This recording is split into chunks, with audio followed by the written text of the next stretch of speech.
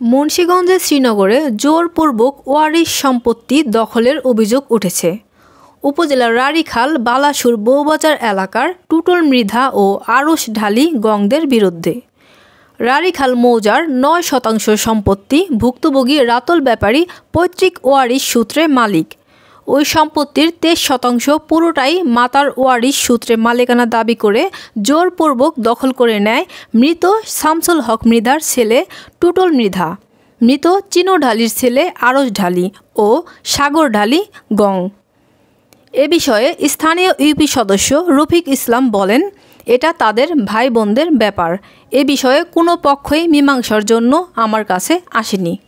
যে কোনো আমরা এখন তখন যেতে পারতেছি, আমরা তাদের সাথে একাধিকবার বসার চেষ্টা করছি। এদিকে আছে টুটুল মৃধা, সাগর, আরশ ডালি, তারা মত হস্তান্তর করতেছে।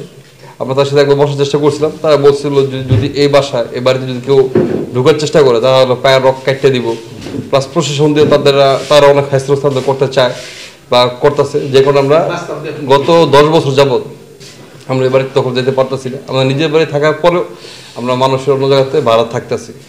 তাদের টর্চারের কারণে, অত্যাচারের কারণে তো আমরা ওদিকে একটু যেতে পারি না। আমাদের যে বাড়িটা আছে, অথচ যে বাড়িটা আমি প্রতিশ্রুতি আমি পাইছি, এমন যে বাড়িটা আমি কিনছি, এটা আমার আব্বা আমার নামে হেবাকেও করে দিয়েছে। তো তাদের